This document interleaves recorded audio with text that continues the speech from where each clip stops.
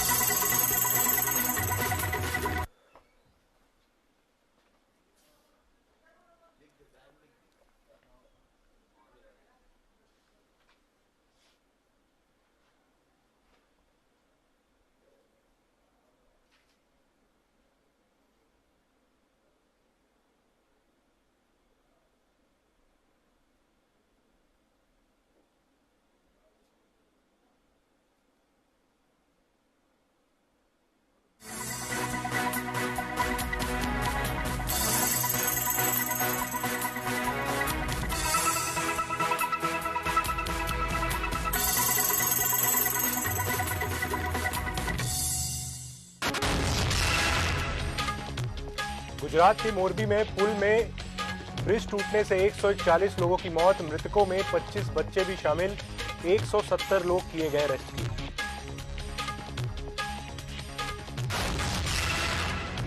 मुख्यमंत्री भूपेश बघेल का हिमाचल दौरा, मंडी में आयोजित चुनावी सभा को करेंगे संबोधित, कांग्रेस की महासचिव प्रियंका गांधी भी होंगी शामिल।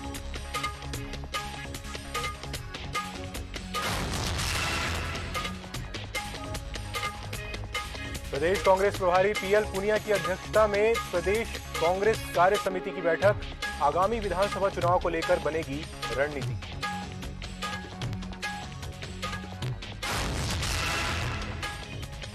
आज संगठन महामंत्री अजय जामवाल बूथ स्तर कार्यकर्ताओं की लेंगे बैठक, कुशाभाऊ ठाकरे परिसर में विधानसभा चुनाव को लेकर कार्यकर्ताओं को देंगे सुझाव।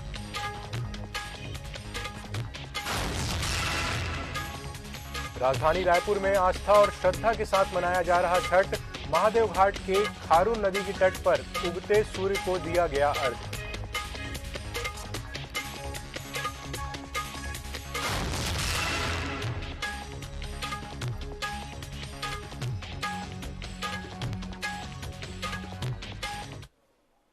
नमस्कार, स्वागत है आपका टीवी 24 में। मैं हूं अंकुर शुक्ल और चलिए बढ़ते हैं एक बड़ी खबर की ओर। एक बड़ी खबर है हमारे पास गुजरात से एक बड़ी खबर आ रही है। गुजरात के मोरबी पुल में बड़ा हादसा हुआ है, जहां 143 साल पुराना पुल टूट गया है। मृतकों की संख्या 140 से भी ज्यादा हो गई है और वहीं 170 लोग रेस्क्यू किए गए हैं। पुल की हाल ही में मरम्मत की गई थी। जिला प्रशासन ने हेल्पलाइन नंबर जारी किया है और घायलों को राजकोट हॉस्पिटल में भर्ती कराया गया है। मटमैले पानी के चलते शव को ढूंढने में परेशानी आ रही है। गुजरात के मोरबी में बड़ा हादसा हुआ है। आपको बता रहे हैं बड़ी खबर, 143 साल पुराना पुल टूट गया है, जहां पे मृतकों की संख्या 140 से भी ज्यादा हो गई है। वहीं 170 लोग रेस्क्यू किए गए हैं। पुल की हाल ही में मरम्मत की गई थी। जिला प्रशासन ने हेल्पलाइन नंबर जारी किया है और घायलों को राजकोट हॉस्पिटल में भर्ती कराया गया है। नदी के पानी के मटमैले होने के कारण शवों को ढूंढने में परेशानी आ रही है। गुजरात से बड़ी खबर है, मोरबी पुल टूटने से 140 से ज्यादा लोगों की मौत हो चुकी है।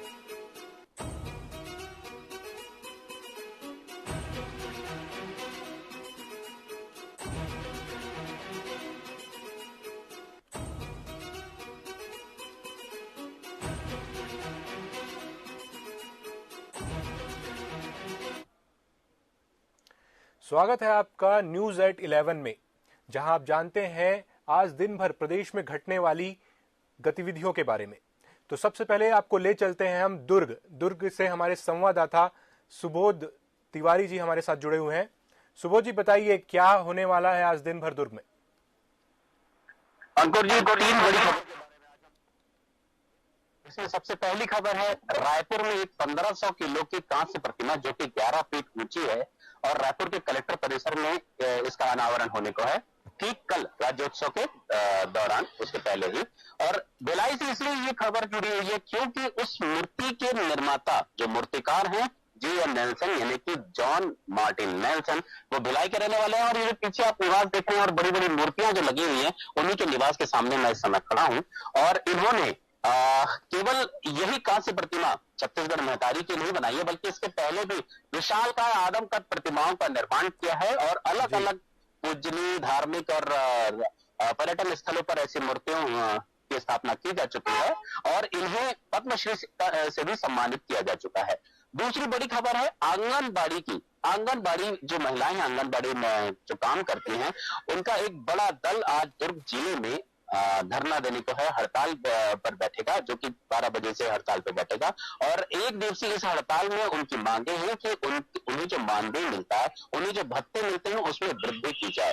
तीसरी बड़ी खबर है अंकुर जी, अंडा थाना क्षेत्र के। अंडा थाना क्षेत्र में 21 तारीख को एक बच्चा लापता हो जाता है, समीर साहू नाम का, और 11 वर्षीय बच्चा, 6वीं क्लास का पढ़ने वाला एक ग्रामीण बच्चा, जो कि खेल के मैदान से लापता हो जाता है और 24 तारीख को उसकी लाश मिलती है। पर आज आश्चर्य की बात है कि आज 7 दिन हो गए उसकी लाश को मिले हुए, अभी तक पुलिस के हाथ उन हत्यारों के सुराग नहीं लगे हैं। अभी तक पुलिस किसी भी तरह के सुराग को ढूंढ पाने में भी असफल रही है, जबकि लगातार डार्क स्क्वाड से भी इस मामले की खोजबीन, उस हत्यारों की खोजबीन की गई, जांच पड़ताल की गई और तमाम दुर्ग जिला पुलिस की टीम इसमें लगी रही, लेकिन अभी तक किसी भी तरह के कोई अहम सुराग पुलिस के हाथ नहीं लगे हैं। अंकुर जी। सुबोध जी, तमाम जानकारी के लिए आपका शुक्रिया। और आज दिन भर दुर्ग में आपने सुना कि क्या क्या होने वाला है। आंगनबाड़ी कार्यकर्ताओं का धरना प्रदर्शन है और उसके अलावा भी और भी कई गतिविधियां हैं। अब रुख करते हैं बिलासपुर की ओर। बिलासपुर जिले से हमारे साथ सुधीर सुमन, हमारे संवाददाता, हमारे साथ जुड़े हुए हैं। सुधीर जी, बताइए क्या होने वाला है दिन भर आज बिलासपुर में। सुधीर जी, आज दिन भर क्या होने वाला है बिलासपुर में, बताइए। जी हमको बिल्कुल, आज हम बिलासपुर में जो संभाग है वहाँ जो भी बड़ी खबरें होगी उनके हमारी नजर रहेंगे। सबसे पहले हम बिलासपुर की ओर करते हैं, जानते हैं कि आज क्या कुछ खास बिलासपुर में होने वाला है। हमको आज बिलासपुर में एक महत्वपूर्ण खबर है कि जो सिकल सेल के जो मरीज है उनका आज बिलासपुर के जिला चिकित्सालय में उनका परीक्षण किया जाएगा और उनका इलाज भी किया जाएगा। उनको एक कार्ड भी दिया जाएगा जिसमें बारकोड रहेगा, जिसकी वजह से वो कहीं भी इलाज करा सकते हैं, जिसका शुभारंभ मुख्यमंत्री भूपेश बघेल ने खुद वर्चुअल माध्यम से उनका शुभारंभ किया है। वही दूसरी बड़ी खबर की हम बात करते हैं, राजनीति से जुड़ा हुआ है। भाजपा, देखिए भाजपा में महतारी का रैली का एक आयोजन किया, जो कि 11 नवंबर को ये आयोजन किया जाना है, लेकिन बिलासपुर में उन्हें देखते थे कुछ समय से कि लगातार विवाद की स्थिति थी, धरने, रैली या फिर मूर्ति विसर्जन को लेकर लगातार बिलासपुर में लड़ाई झगड़े होते थे, बलवा होते थे। उसको देखते हुए प्रशासन ने जो धरने हैं, रैली, उन पर भाजपा के विधायक और तमाम जो दिग्गज नेता है वो आज कलेक्टर से मिलेंगे और 11 तारीख के लिए कलेक्टर से अनुमति मांगेंगे।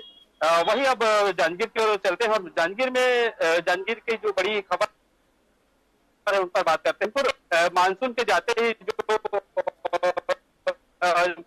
रेत भू माफिया है वो सक्रिय हो जाते हैं, लगातार उनके द्वारा अवैध उत्खनन की जाती है, जिसको देख करके जो जांजगीर के जो माइनिंग अधिकारी है वो लगातार एक्टिव नजर आ रहे हैं। हमने कल देखे थे कि जांजगीर के अगलतरा में उन्होंने एक सदगुरु मिनरल्स पर कार्रवाई की थी। ये भी जानकारी मिली थी कि जो उनके द्वारा जो लाइसेंस होता है वो निरस्त हो गया, तो उसके बाद भी उनके द्वारा कार्य किया जा रहा था। लगातार जो खनिज के अधिकारी है उनके द्वारा लगातार कार्रवाई की जा रही है। वही अगर हम शक्ति की बात करें तो शक्ति, देखिए कल से प्रदेश में धान खरीदी होना है समर्थन मूल्य पर, वो शुरू होने वाला है। ऐसे में वहाँ की जो प्रबंधन समिति है जिनके द्वारा धान खरीदी किया जाता है, वो समिति के द्वारा एक विरोध प्रदर्शन किया जा रहा है, बहिष्कार किया जा रहा है। उनका एक बड़ा आरोप है कि जो अधिकारी है वो जो क्षेत्र है वहाँ अनदेखा करते हैं, जिसको लेकर के उन्होंने कलेक्टर को ज्ञापन सौंपा है और धान नहीं खरीदी होने की उनके द्वारा मांग की गई है। अंकुर, आज सरदार वल्लभ भाई पटेल का जन्मदिन है, ऐसे में गौरेला केंद्र में रन फॉर यूनिटी लोग है वहां आज दौड़ेंगे और ये जो प्रतियोगिता है वहां है वो सुबह से लेकर के 12 बजे का समय रखा गया है और जो लोग है वो सुबह से आज सरदार वल्लभ भाई पटेल के जन्मदिन भी मनाएंगे। तो वहां लगातार जो धान खरीदी करके व्यवस्थाएं होनी चाहिए वो नहीं दिखाई दे रही है, न कहीं लगातार अव्यवस्था का वहां आलम देखने को, क्योंकि मैं कल ही जो धान खरीदी का कार्य है वो शुरू होने वाला है। तो कहीं न कहीं कलेक्टर लगातार जो ऐसा जगह है जहां अव्यवस्था का आलम है वहां लगातार निरीक्षण कर रही है, परीक्षण कर रही है और लगातार ये भी हिदायत दे दिया जा रहा है कि कल धान खरीदी होना है, धान खरीदी से पहले ही व्यवस्थित कर लेने की निर्देशित किया गया है। जी अंकुर। सुधीर जी, जैसा कि आपने बताया कि कई जगह विभिन्न जगहों पे धान खरीदी होने वाली है, तो प्रशासन के इसके लिए क्या इंतजाम है? सुधीर जी, मैं एक बार और क्वेश्चन रिपीट कर देता हूं अपना। विभिन्न धान खरीदी के बारे में आप बताया विभिन्न जिलों में कल से शुरू होने वाली है, तो क्या प्रशासन के लिए इसके लिए क्या इंतजाम किए हैं प्रशासन ने इसके लिए? बिल्कुल अंकुर, देखिए धान खरीदी होना है, समर्थन मूल्य पर भी होना है और जो बारदाने है वो जो धान खरीदी केंद्र है वहां पहुंच गया है। लेकिन आलम ऐसा है कि अभी जो धान है वो कई जगह ऐसा है जहां पके नहीं हुए है, तो जिसकी वजह से धान जो समिति खरीदी समिति है उनके द्वारा व्यवस्थाएं नहीं तय किया गया है। मतलब साफ तौर से यही देखा जा रहा है कि अभी जो धान है वो आने में थोड़ी विलंब है, जिस वजह से वो थोड़ा नजर आ रही है। अंकुर। सुधीर जी, तमाम जानकारी के लिए आपका शुक्रिया। और अभी आपने जाना बिलासपुर जिले के साथ साथ अन्य कई जिलों का, यानी कि बिलासपुर संभाग का हाल। चलिए अब आपको ले चलते हैं अगले जिले की ओर, जो है पेंड्रा। और पेंड्रा से हमारे साथ जुड़े हैं संतोष नामदेव। संतोष जी, बताइए क्या होने वाला है दिन भर आज? संतोष जी बताइए, आज दिन भर क्या होने वाला है आपके जिले में? देखिए, आज सरदार वल्लभ भाई पटेल जी की जयंती है और पूरा जिला गौरेला पेंड्रा मरवाही जिला इस जयंती को मना रहा है।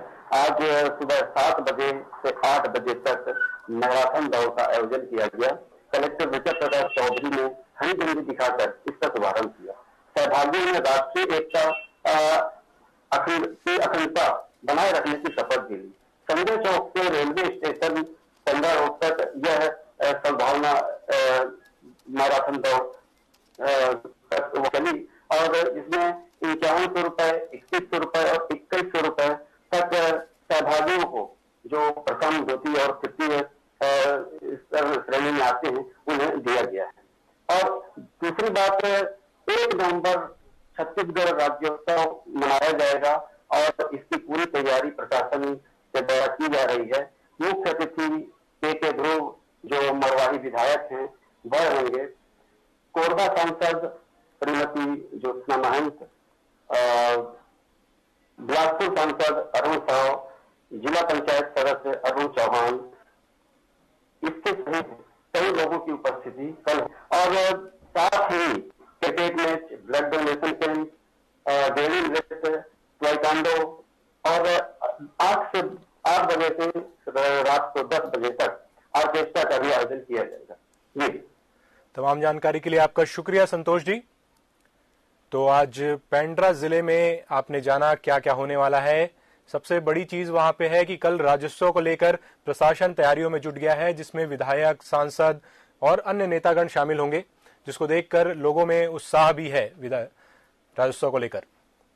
और चलिए अब बढ़ते हैं अगले जिले की ओर, रायपुर से हमारे साथ जुड़े हैं मोहन तिवारी जी। मोहन जी बताइए, रायपुर में क्या होने वाला है दिन भर आज? देखिए, रायपुर की गतिविधियों की अगर हम बात करें तो रायपुर में होने वाली चीजें जो है वो पूरे प्रदेश में असर करती है।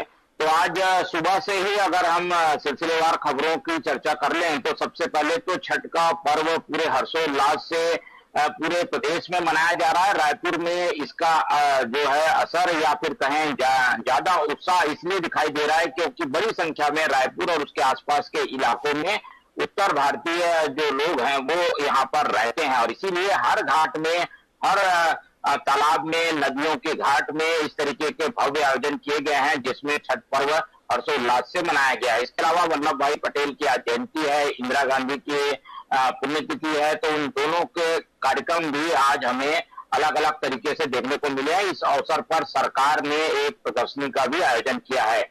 मुख्यमंत्री के दौरे की अगर हम बात करें तो मुख्यमंत्री कल देर शाम छत्तीसगढ़ से हिमाचल के लिए रवाना हो गए हैं और आज शिमला पहुंचे हुए हैं, जहां पर हिमाचल में जो चुनाव चल रहे हैं, क्योंकि वो ऑब्जर्वर हैं, तो एक बड़ी भूमिका उनकी वहां पर है। ऐसे में आज सभाओं को वो संबोधित करेंगे। हिमाचल में अब नामांकन जो है दाखिले का समय खत्म हो चुका है, तो एक तरीके से तस्वीर साफ है कि कौन उम्मीदवार मैदान में है। ऐसे में अब पूरा 10 दिन यानी 10 तारीख तक क्योंकि चुनाव है, तो लगातार हिमाचल प्रदेश मुख्यमंत्री भूपेश बघेल का आना जाना जो है वो हमें देखने को मिलेगा। तो इस तरीके की स्थितियां आज जो है वो रहने वाली है। इसके अलावा राज्योत्सव कल है, उसकी तैयारी अंतिम चरण में है। प्रशासन के रूप में और विभागीय जो प्रदर्शनियां लगाई गई हैं वो अपने स्तर पर इस पूरी तैयारी और आयोजन को पूरा करने में जी जान से जुटे हुए हैं। राज्योत्सव के साथ ही क्योंकि आदिवासी नृत्य महोत्सव का भी आयोजन किया जाना है, विदेशी कलाकारों के पहुंचने का सिलसिला लगातार जारी है। कल भी अलग अलग 3 देशों के जो नर्तक दल है वो पहुंचे। बताया जा रहा है कि आज कुछ नर्तक दलों का आने का सिलसिला जारी रहेगा। तो करीब 9 देशों के अलग अलग आदिवासी जो नर्तक दल हैं वो आज रायपुर पहुंच जाएंगे, ताकि कल से जो है इसका शुभारंभ किया जा सके।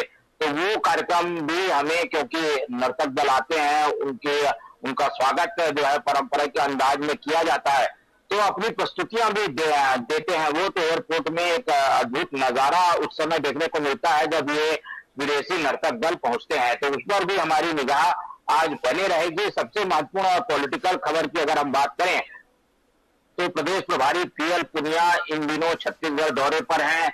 कल ही वो बस्तर से 2 दिन का दौरा करके वापस लौटे हैं।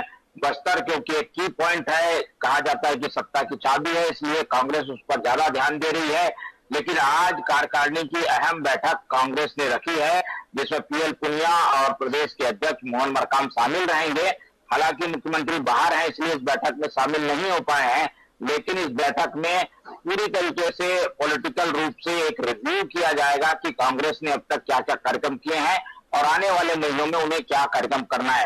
तो हर महीने की 30-31 तारीख को कार्यकारिणी बैठक रखने का फैसला जो कांग्रेस ने लिया था जयपुर अधिवेशन में, उसे लगातार छत्तीसगढ़ इंप्लीमेंट कर रहा है। और उसी कड़ी में आज हमें एक कार्यकारिणी की बैठक, जो कि अब से कुछ ही देर बाद, कुछ ही मिनटों बाद ये बैठक शुरू होनी है, तो वो देखने को मिलेगी, जिस पर हमारी निगाह बनी रहेगी। जी मोहन जी, तमाम जानकारियों के लिए आपका बहुत बहुत शुक्रिया। तो आपने जाना आज रायपुर में क्या होने वाला है। तो रायपुर में तो सबसे ज्यादा राज्योत्सव की धूम है और कल से राज्योत्सव की शुरुआत है, तो प्रशासन अपनी तैयारियों में जुट गया है। चलिए अब रुख करते हैं मुंगेली जिले का। मुंगेली से हमारे साथ जुड़े हैं राकेश मिश्रा। राकेश जी, बताइए क्या होने वाला है आपके जिले में दिन भर आज। जी अंकुर जी, बताना चाहूंगा कि आज जब जिले के प्रभारी मंत्री हैं गुरु रुद्र कुमार जी, उनका दौरा है जिले में, और वही कुकुसदा जो मुंगेली का पथरिया ब्लॉक में आने वाला गांव है, वहां पर जाकर वो एक कार्यक्रम में शामिल होंगे। साथ ही साथ वहां शामिल होने से पहले वो मुंगेली में पीएचई विभाग के कार्यों का समीक्षा करेंगे। साथ ही धान खरीदी और दूसरे राज्योत्सव जैसे कार्यक्रम है उनकी भी समीक्षा करेंगे, तैयारियों का जायजा लेंगे। और उसके बाद फिर एक महत्वपूर्ण और खबर है, जो राजनीतिक गलियारों में भाजपा को एक समय वो दे सकता है, चांस दे सकता है बात मुद्दा उछालने का, जिसमें यह है कि यूथ कांग्रेस के द्वारा व्यापवर्तन में भ्रष्टाचार को लेकर के आज जिला पंचायत में घेराव का, पीएचई कार्यालय का जल संसाधन विभाग के कार्यालय का घेराव किया जाएगा। इसमें उन्होंने आरोप लगाया है कि जो व्यापवर्तन है मनियारी पे जल संसाधन विभाग के द्वारा कराया गए करोड़ों के काम है, उसमें निर्माण कार्य जो है वो गुणवत्ताविहीन हुए हैं और उसकी वजह से सरकार की किरकिरी हो रही है। तो इसको लेकर के यूथ कांग्रेस जो है वो आज घेराव करने वाला है। तीसरा कार्यक्रम जो है वो घेराव का ही है, जो बहुजन समाज पार्टी के द्वारा किया जा रहा है। बहुजन समाज पार्टी आरक्षण के मुद्दे को लेकर के जो कम किया जा रहा है कोर्ट के फैसले के बाद, उस मुद्दे को लेकर के आज कलेक्ट्रेट के सामने घेराव करेगी और राष्ट्रपति के नाम पे कलेक्ट्रेट में एक ज्ञापन सौंपेगी। तो इस तरह से आज ये कार्यक्रम है। इसके पहले आज सुबह जो महत्वपूर्ण 2 कार्यक्रम हुए उनकी चर्चा करना चाहूंगा। एक महत्वपूर्ण कार्यक्रम है जो पटेल और इंदिरा गांधी की जयंती के अवसर पर रन फॉर यूनिटी के लिए जो चलाया गया था, इसमें लगभग सभी वर्गों ने भाग लिया, सहभागिता ली, कलेक्टर और एसपी भी इसमें शामिल हुए। तो ये भारत के लोगों को एक साथ लाने और उनको आपस में एकता के रूप में रखने के लिए जो प्रेरणा का काम कर रहा था, उसके लिए ये मैराथन दौड़ आयोजित किया गया। आगर क्लब से BR साहु स्कूल तक के लिए आयोजित इस दौड़ में लोगों ने भाग लिया और इसमें महत्वपूर्ण बात यह रही कि बच्चे और जो छत्तीसगढ़िया ओलंपिक पार्टिसिपेंट्स है उन्होंने भी इसमें बढ़ चढ़कर हिस्सा लिया। इसके अलावा जो छठ पर्व है उसकी समाप्ति आज हुई। सूर्य को अर्घ देने के बाद 4 दिन तक चलने वाला यह छठ पर्व आज समाप्त हो गया।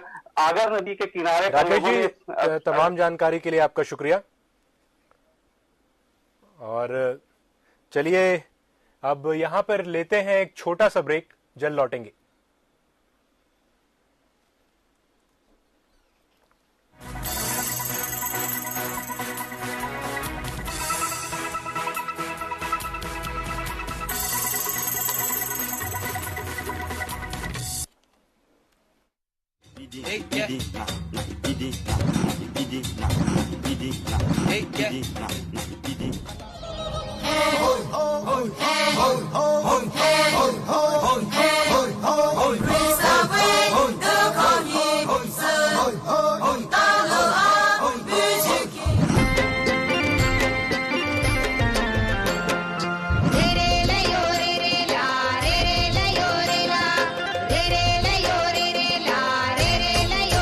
दुनिया के हर हिस्से का, दुनिया के हर किस्से का, जिंदगी की हर रीति का, समरसता का, संस्कृति का, इतिहास का, रिवाज का, देश का, समाज का नृत्य उत्सव है। हमारे कल का, हमारे आज का नृत्य अपनी भावनाओं को, संस्कृति को व्यक्त करने की आजादी है। सब कुछ भूलकर जिसमें सब रम जाएं, नृत्य वह समाधि है। सज रहा है एक बार फिर आदिवासी नृत्य और संगीत का सबसे बड़ा मंच। छत्तीसगढ़ तैयार है आदिवासी नृत्य महोत्सव के लिए।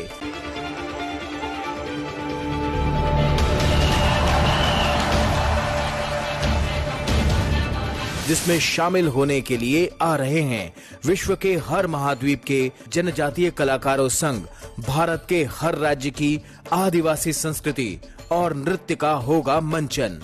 अपनी आदिवासी संस्कृति और सांस्कृतिक धरोहर को जीने के लिए आइए छत्तीसगढ़ में 1 से 3 नवंबर बनिए हिस्सा राष्ट्रीय आदिवासी नृत्य महोत्सव का। तो आइए हम सब मिलकर इस बार के राष्ट्रीय आदिवासी नृत्य महोत्सव को भी यादगार बनाएं। बात है आदिवासी संस्कृति के पहचान के, बात है अभिमान के, छत्तीसगढ़िया स्वाभिमान के।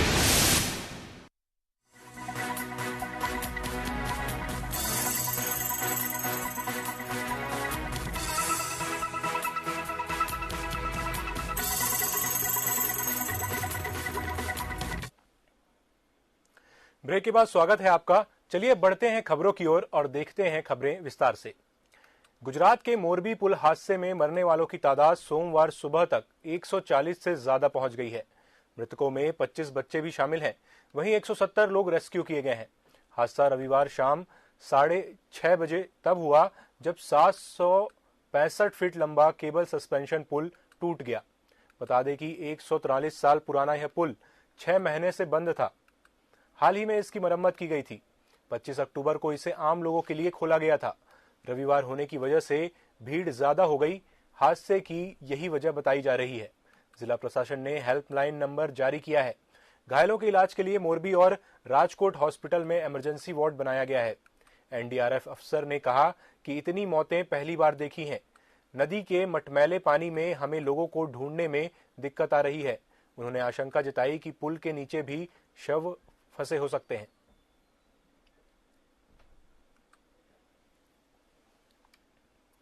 कांग्रेस प्रदेश प्रभारी पीएल पुनिया रविवार को 3 दिवसीय बस्तर दौरे पर से रायपुर लौटे हैं और आज कार्य समिति की बैठक लेंगे। कार्यकर्ताओं ने एयरपोर्ट पर पीएल पुनिया का भव्य स्वागत किया। इस दौरान कांग्रेस के वरिष्ठ नेताओं से फीडबैक भी लिया गया, जिसमें अलग अलग पदाधिकारियों का सुझाव भी सामने आया है।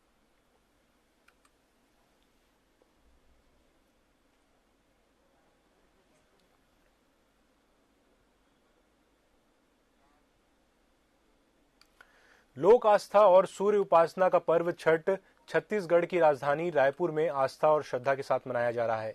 4 दिवसीय छठ पर्व के चौथे दिन महादेव घाट के खारून नदी के तट पर उगते सूर्य को अर्घ्य दिया गया। मौके पर व्रती महिलाओं से खास बातचीत की।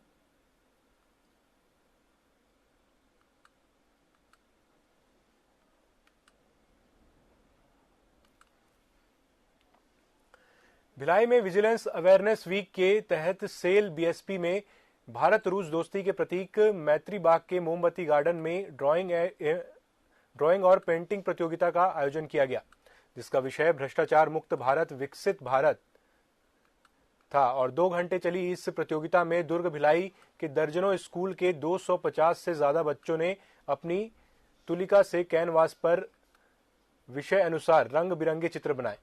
आज जहां पूरा विश्व भ्रष्टाचार की भेंट चढ़ा हुआ है, वहीं बच्चों को स्कूली स्तर पर ही इसकी जानकारी देना एक अच्छे भविष्य की कल्पना को साकार करने में मददगार साबित हो सकता है।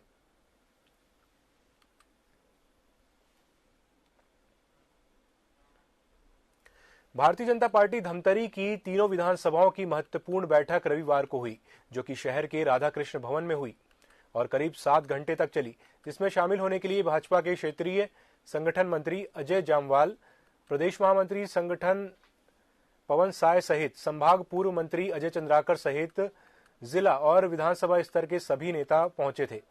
वहीं बैठक का उद्देश्य आगामी चुनाव में विधानसभावार मुद्दे और रणनीति को बूथ स्तर के कार्यकर्ताओं तक पहुंचाना और उन्हें रिचार्ज करना था।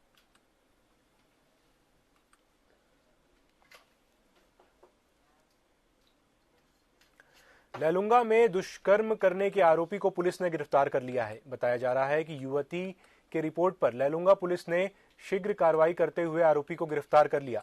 आरोपी दुष्कर्म के बाद कुछ दिनों तक फरार चल रहा था, जिसे मुखबिर सूचना मिलने पर घर से गिरफ्तार किया गया। बता दें कि आरोपी लैलूंगा थाना क्षेत्र के ग्राम झरन का रहने वाला है।